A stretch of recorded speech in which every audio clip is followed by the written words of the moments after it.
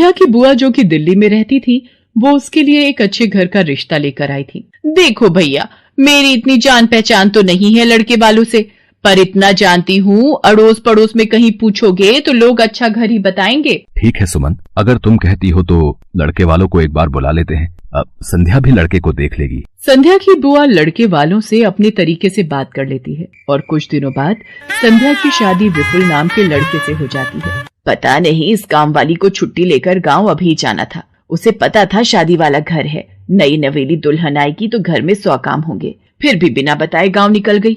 अब मैं दूसरी काम वाली इतनी जल्दी कहाँ से ढूंढूंगी। राजेश्वरी, एक प्याली चाय दे दो तो बड़ी मेहरबानी होगी। सुबह से एक प्याली चाय भी नहीं मिली है। तुम्हें तो जब देखो चाय पीने की पड़ी रहती है। पता भी है एक बर्तन नहीं है धुला हुआ जिसमें तुम्हारी चाय बना दो। ढेरों बर्तन रसोई में पड़े हैं झूठे। माँ, मैं कॉलेज जा रही हूँ, तुम मुझे ये मत कहना कि मैं छुट्टी कर लूँ और तुम्हारे साथ घर का काम करवाऊँ। मेरा आज बहुत बड़ा प्रोजेक्ट सबमिट होना है, इसलिए मैं तो कोई काम नहीं कर सकती। ये लो, अब इसे भी अभी कॉलेज जाना था। अब मैं क्या करूं, कुछ समझ नहीं आ रहा। संध्या की सास राजेश्वरी अभी काम वाली को लेकर परेशान हो ही रही थी, तभी संध्या राजेश्वरी की सारी बातें सुन लेती है और रसोई में जाकर बर्तन धोने लगती है। अरे संध्या बहू, तुम ये रसोई में क्या कर रही हो? हटो हटो हटो, ये झूठे बर्तन तुमसे थोड़ी करवाऊंगी। अभी तुम्हारे हाथों की मेहंदी भी नहीं उतरी। माँ जी, आप परेशान मत हो, मैं थोड़ी देर में ही सारा काम निपटा दूंगी। आप अकेले इतना काम नहीं कर पाओगे। ठीक है, अगर तुम कहती हो तो मैं कोई और काम कर लेती हूँ। माँ, पड़ोस में किसी से पता करो, शायद कोई और काम वाली मिल जाए। मैंने पूछा था, पर अभी किसी भी काम वाली के पास समय नहीं है। पुलकित काम पर चला जाता है।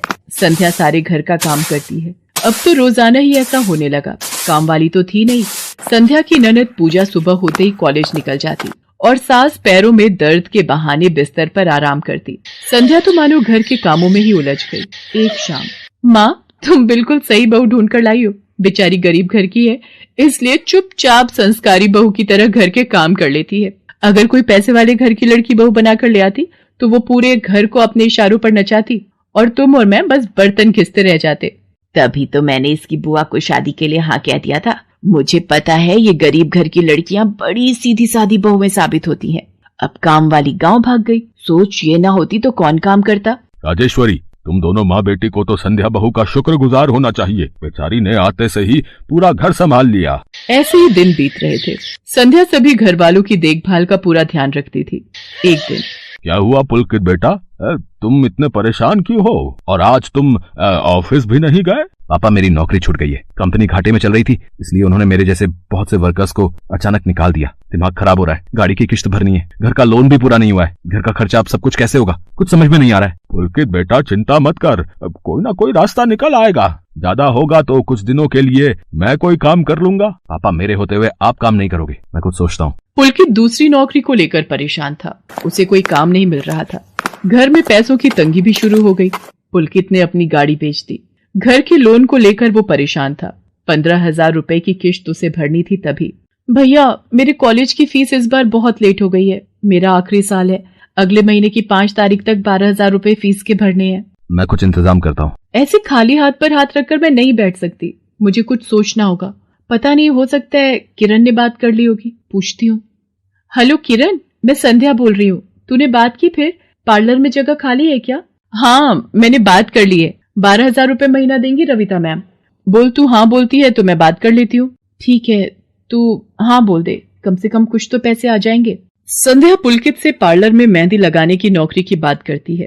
पहले तो वो मना करता है, पर संध्या उसे समझाती है। पुलकित, मैं जानती हूँ आप परेशानी के दौर से गुजर रहे हो। मैंने आपसे शादी के बाद हर सुख दुख में साथ निभाने का वादा किया था, और आप परेशान मत हो, मैं घर और बाहर दोनों का काम एक साथ संभाल लूंगी। ठीक है संध्या, तुम कल से पार्लर में नौकरी के लिए जा सकती हो। अगले दिन से संध्या सारे घर के काम के साथ साथ पार्लर भी जाती और वहां पर पूरा दिन मेहंदी लगाने का काम करती और शाम के वक्त घर आती। संध्या बहुत मेहनत कर रही थी ताकि वो अपने परिवार की मदद कर सके।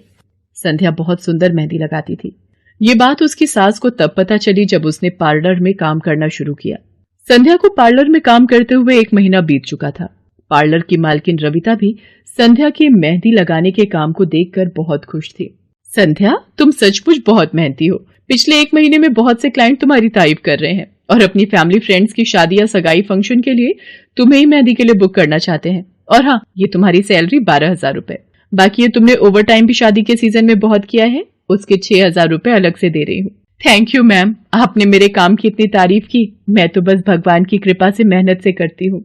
संध्या घर आ जाती है और 12,000 रुपए पूजा के हाथ में रखती है। पूजा, ये तुम्हारी कॉलेज की फीस के पैसे, तुम कल ही अपनी फीस जमा कर देना। भाभी, ये तो आपकी मेहनत की कमाई है, आप ये सारे पैसे मुझे दे रहे हो? नहीं नहीं भाभी। पूजा, तुम मुझे अपनी भाभी कहती हो ना, और भाभी तो माँ समान होती है, तो क्या तुम अपनी भाभी माँ के पैसे नहीं लोगी? तुम अपने भैया से भी तो लेती हो ना, फिर मेरे और अपने भैया में फर्क है। मैं भी तो इस घर का हिस्सा हूँ, इसलिए ये पैसे रख लो।